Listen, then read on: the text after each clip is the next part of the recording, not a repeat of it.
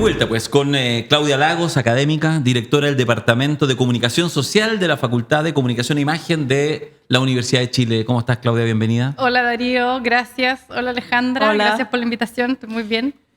Ya le dije a la Alejandra, déjame partir haciendo yo una pregunta porque después, para hablar de comunicación, libertad de expresión, yo no sé si voy a poder interrumpir aquí a la sultana.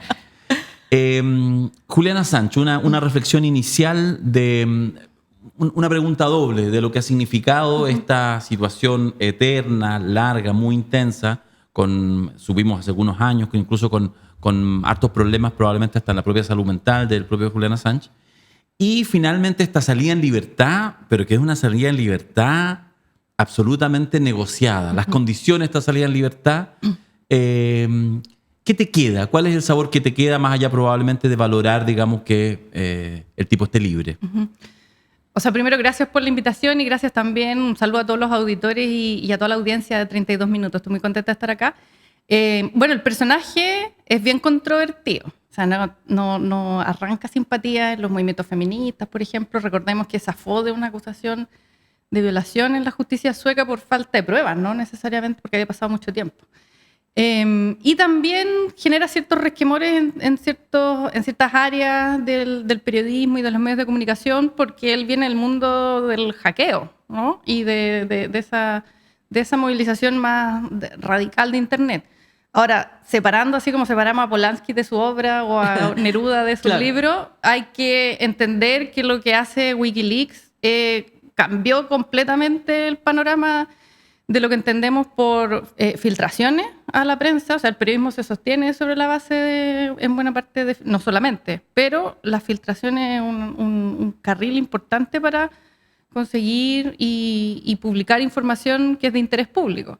Y cambia o alimenta un movimiento que hoy día sería impensable si no fuese por Wikileaks y otros casos que han venido después, que es la posibilidad del periodismo colaborativo, que hasta antes de Wikileaks era mucho más tenue, o hay algunos casos mucho más anecdóticos, ¿no? Como el proyecto Arizona en Estados Unidos. Es decir, gente que toma casos, no gente, digamos, profesionales, periodistas y medios de comunicación, que toma enormes volúmenes de documentación o fenómenos que son globales y por lo tanto no es posible solamente contar la historia de la pata nacional y lo abordan de manera colaborativa. Y eso hace Wikileaks con la filtración primero, que tiene toda esta vocación. Bueno, Internet va a poder facilitar que quien quiera pueda acceder a los documentos desclasificados de estadounidenses y por lo tanto todos vamos a tener derecho a acceder a eso. Pero claro, después viene la complicación de esos volúmenes de datos, que es mucho más difícil por dónde parto, ¿no? Alguien que no tiene algunos criterios de búsqueda, de mapeo, es más difícil. Y por eso yo creo que es muy relevante Wikileaks cuando empieza a filtrar. Ahora, luego, como bien tú dices, Darío, el acuerdo al que llega la defensa de Assange es que en la fiscalía gringa desestima casi todos los cargos, pero mantiene el que alerta al periodismo, que es, se reconoce que lo que hizo, él reconoce que hizo lo que hizo, que obtuvo información y datos que estaban protegidos por razones de seguridad nacional y que los publicó. Y lo que reconoce en haber aceptado la culpa de eso, es decir, no solo lo hizo, sino que además lo hago en el marco de haber violado la ley que regula el espionaje. Entonces, eso es lo que tiene más preocupado y es lo más jodido más allá de las razones personales y que bien que salga en libertad. Pero en el fondo el riesgo, como el filón que abre para el periodismo que trabaja este tipo de cuestiones, es que cualquier filtración de esas características de documentación que esté al amparo, digamos, de Estados Unidos, va a ser considerada un acto de espionaje, que es lo que él reconoce al aceptar la culpabilidad en el cargo por el cual la acepta.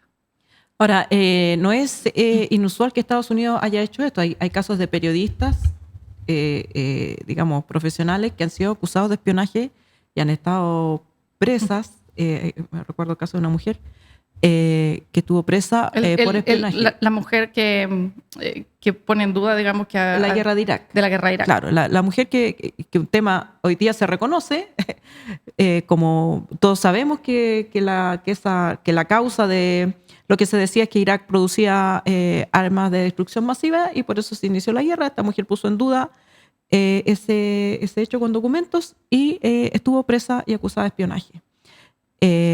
Sin la campaña de respaldo que ha tenido Assange.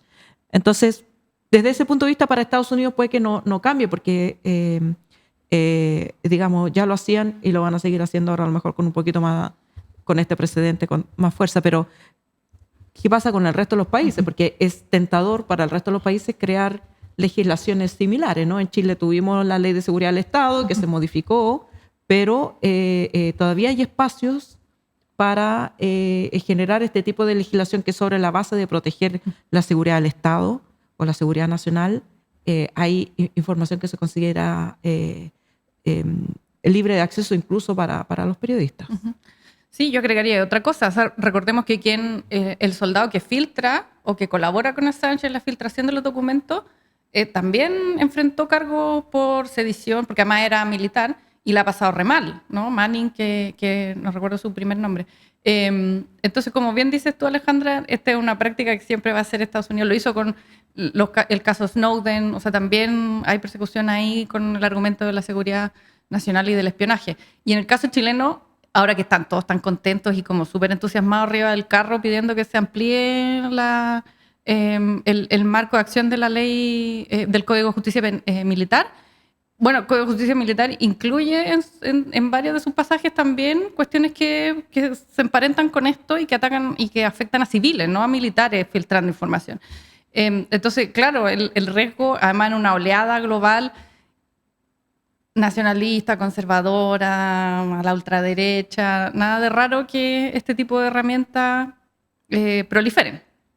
Ahora, tenemos un problema adicional, que es porque una cosa es la legislación y los potenciales riesgos que corren tanto los periodistas profesionales que trabajen con esta información como quienes la entregan, digamos, porque ahí es donde se trata de poner el tapón, a los que los que entregan información, su panorama sea tan difícil que no se atrevan a entregar información. Pero eso supone o presupone que hay equipos periodísticos sólidos que puedan procesar esta información. ¿Cómo estamos en Chile respecto de la existencia de equipos periodísticos robustos, capaces de abordar estas temáticas?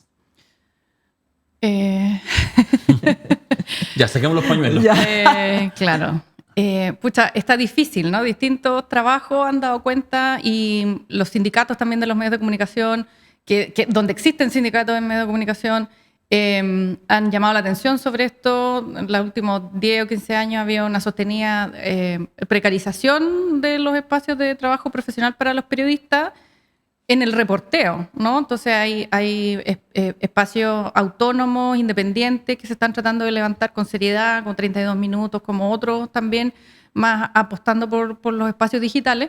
Pero este tipo de trabajo, si uno mira cómo ha sido posible, también requiere infraestructura, porque necesitáis espacios donde podáis guardar. Espacios como este no lo tenemos, o sea que, digamos, seamos claros, nosotros no tenemos un equipo de periodistas profesionales con sueldo capaces de ir, de buscar y procesar ese tipo de información. Exacto, y los volúmenes de información que se comienzan a filtrar son cada vez mayores porque están digitalizados, entonces necesitas dónde conservarlo, ¿no? Claro, o sea, no hay medios que tengan esos servidores, no hay equipos profesionales interdisciplinarios que sean capaces de abordar con esa complejidad.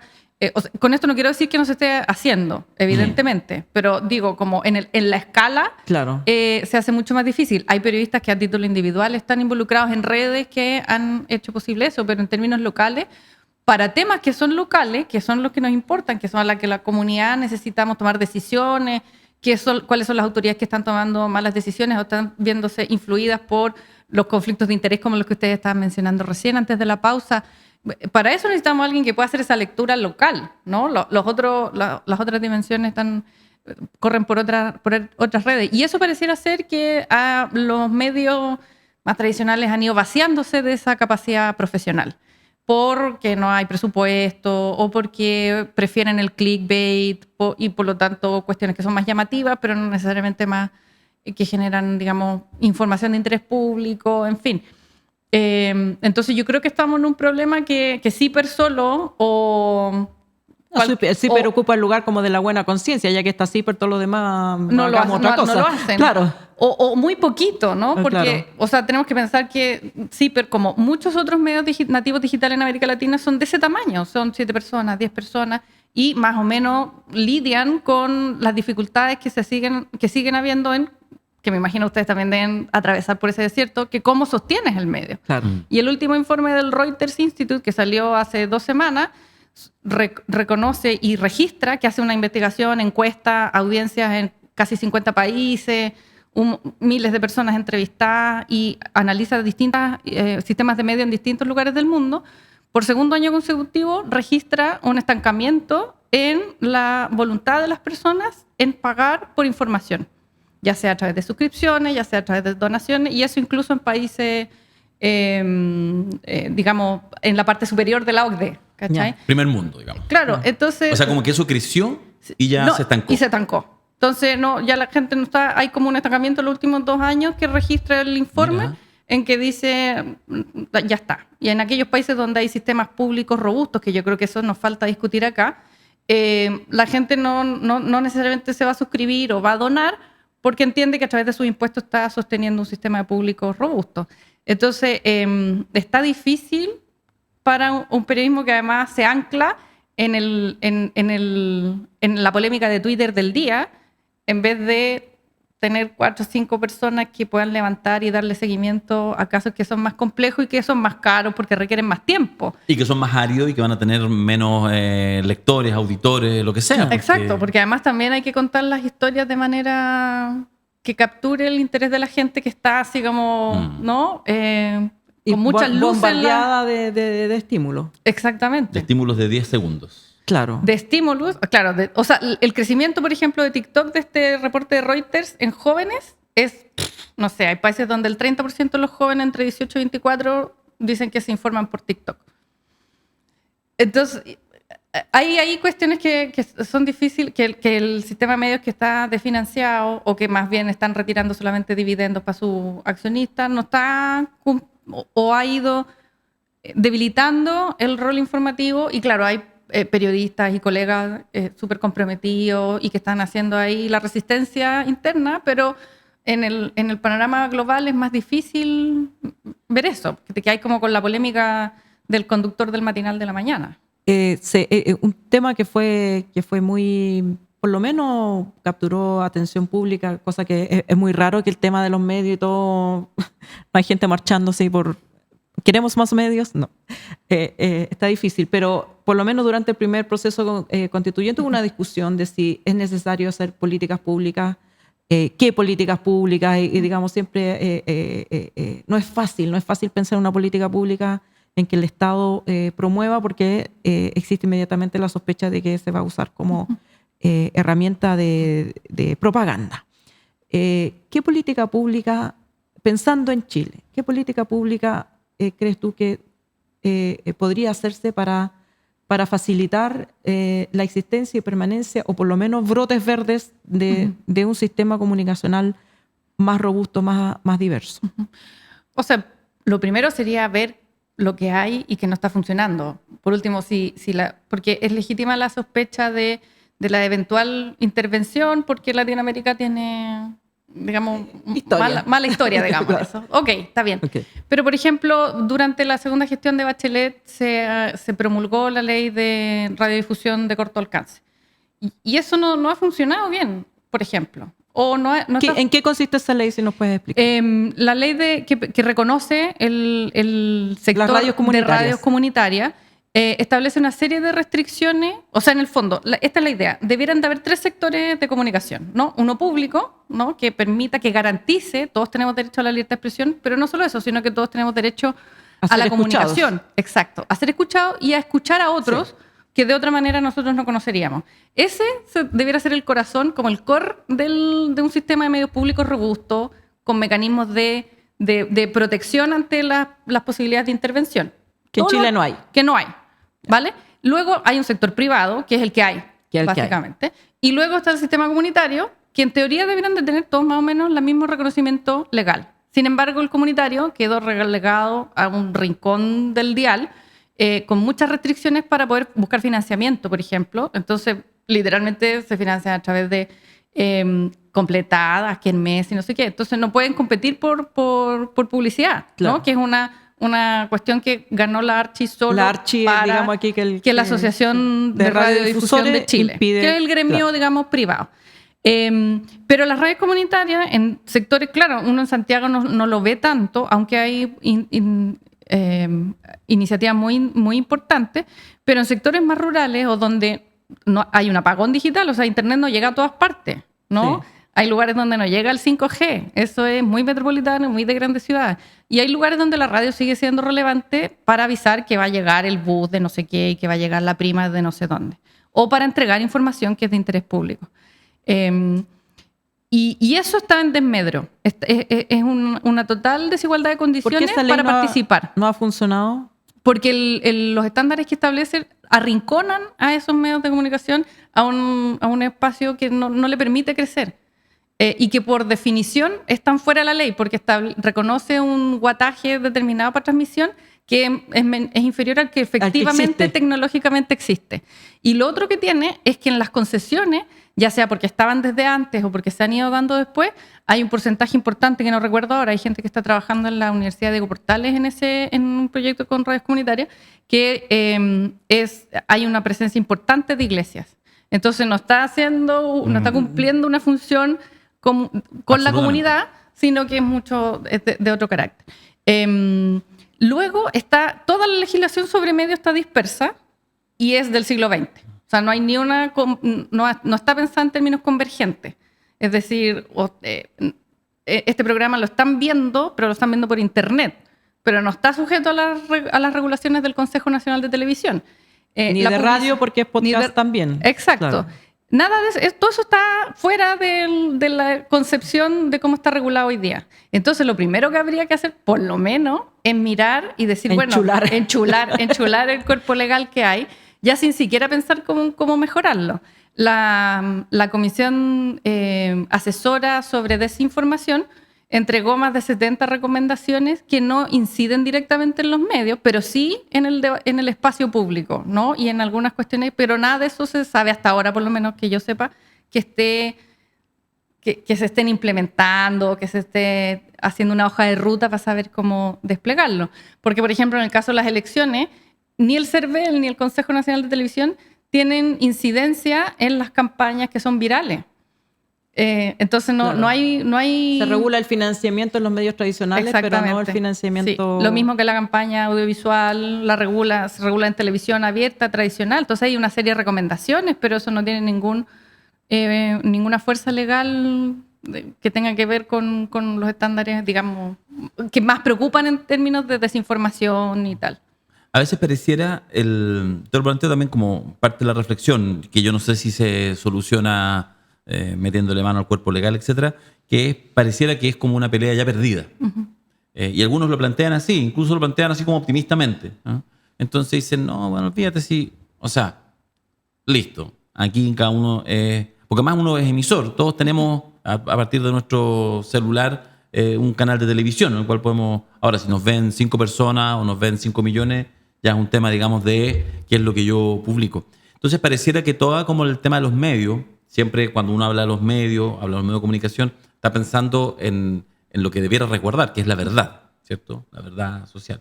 Entonces pareciera que esa es un tema como que pareciera ser una lucha perdida. ¿Cómo lo ves tú? ¿Cómo lo reaccionas? Además tú estás en la academia, estás viendo a los nuevos gente del mundo, los periodistas, las y los periodistas que se están formando, etcétera. ¿Cómo tú ves que en realidad hay un espacio en que todavía uno puede como hacerse cargo de las complejidades del momento, pero reforzando quizás una versión 2.0 de lo que uno entiende por medio de comunicación y lo que uno entiende como un espacio profesional que resguarda justamente el contenido de verdad que las sociedades necesitan? Para poner una nota optimista, quería mencionar que yo hago clases en primer año de periodismo a los mechones y mi curso tiene como entre 40 y algo personas y llega gente súper entusiasmada con querer ser periodista. O sea, no es solo el papá no lo dejó entrar a estudiar pero literatura. sigue siendo una carrera súper cotizada, de hecho. Claro, pero Sí, digo, como para poner una nota de esperanza en que igual hay gente joven que está saliendo de la escuela que sabe qué es lo que quiere ser periodista y no llega solamente como con desilusiones. Es una cosa.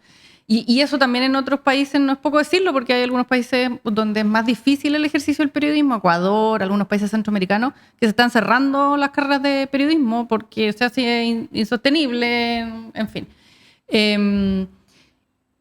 Y luego, mi área no soy experta en el área digital, pero tú mismo levantas el teléfono y uno diría, bueno, ahí hay un lugar, o sea, tenemos como que desnaturalizar la infraestructura sobre la cual ocurren nuestras comunicaciones y nuestra información, y también hincarle el diente a eso, porque solo estamos preocupándonos de televisión o de diario o de redes sociales sin medio en el aire, ¿no? Pero la infraestructura sobre la que transcurre eso, sobre lo que se transmite, a eso sí se le puede indicar o abordarla desde perspectivas nacionales, porque una de las dificultades de, por ejemplo, pensar en redes sociales es que sus propietarios no están en territorio nacional. Y tampoco somos ni Francia ni Australia, que le ponen reglas a Google respecto de cuál es o a Facebook, que han monetizado todo el tráfico de medios de comunicación local en desmedro de los ingresos publicitarios que podrían tener los medios locales, y eso hay una legislación y una regulación por parte de algunos gobiernos como Francia y Australia en virtud de esta producción nacional, de promover estos contenidos nacionales que son importantes en algunos otros lugares. Pero eso en el caso de un mercado pequeño como el chileno, yo lo veo todavía más difícil, si es que ni siquiera estamos enchulando, como decíamos recién, la legislación que existe, que es del siglo XX y que no tiene ninguna claridad respecto a cómo abordar los fenómenos que son de hoy día.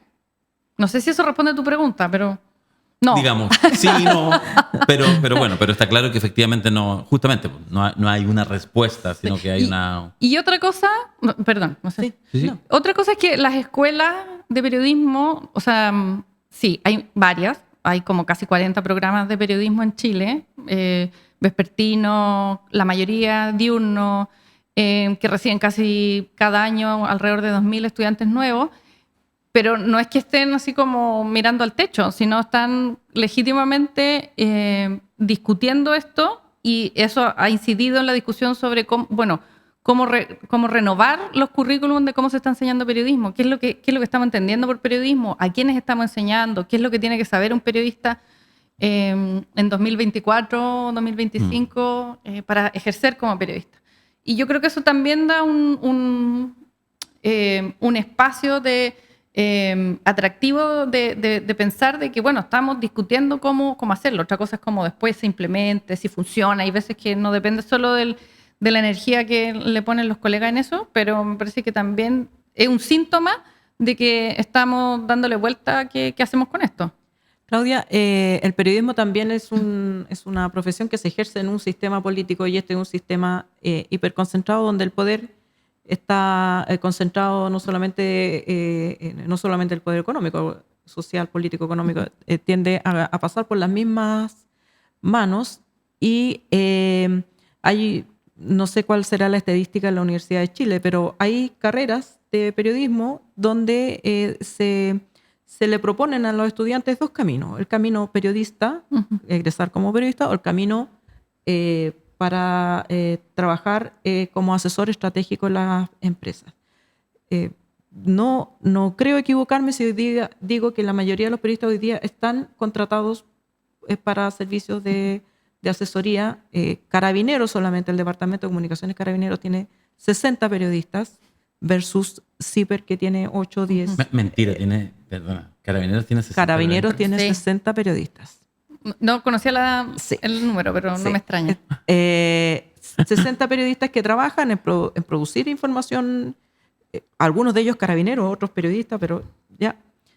En producir una información en los mismos formatos informativos que conocemos todos, y que van con titular, con bajada, con imagen, precocinados, y el medio, que está precarizado, va y lo publica tal cual, porque no hay un periodista policial que lo use como un insumo y que vaya y lo cuestione. O sea, y así con las empresas, con la Seremía. O sea, el Seremi Marrasca tiene 5 periodistas contratados a su servicio y todos están pugnando no por la verdad, sino que porque aparezca su cara, una cuña.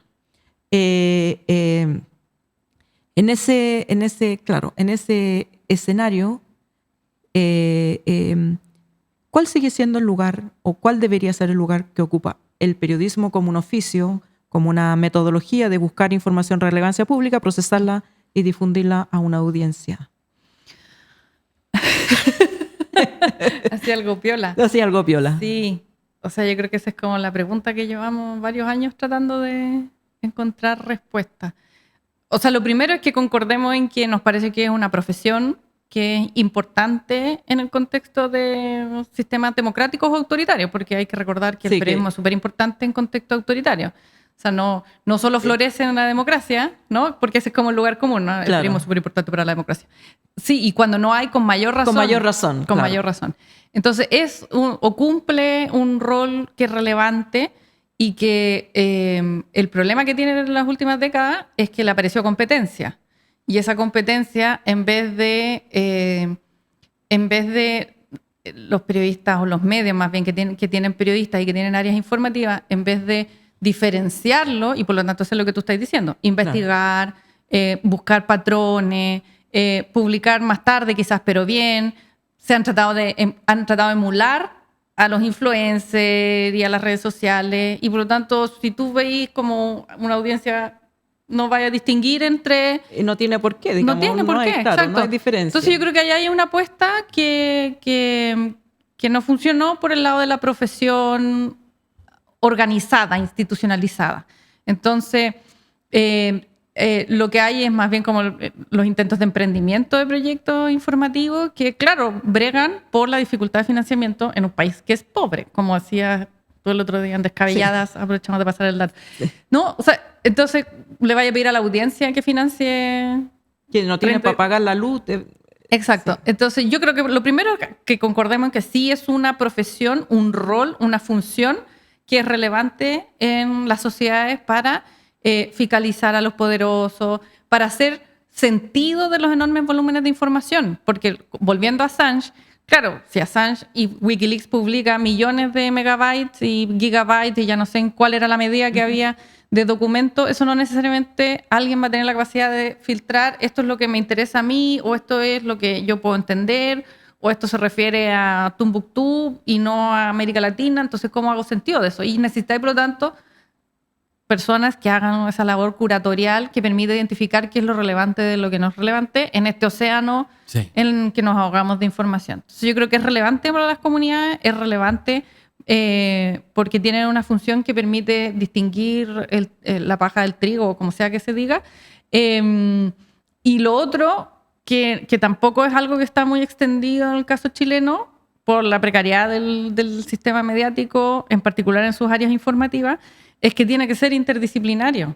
Entonces, si hace 20 años la gente viene trabajando con programadores y diseñadores que permita, o incluso dibujantes, ¿no? Hay un montón de historias que se cuentan de otras maneras, porque, qué sé yo, la imagen es muy ruda, entonces pueden hacerlo a través de caricatura, en fin. Entonces ahí yo creo que hay algunas cosas que algunos medios están tratando de hacer, pero es difícil porque para eso requiere plata. O sea, plata que se manifiesta en tiempo y en personas que tengan carrete y que puedan formar además a otras personas que en algún rato puedan ir incorporándose a esos otros. Y además se hacen comunidad. O sea,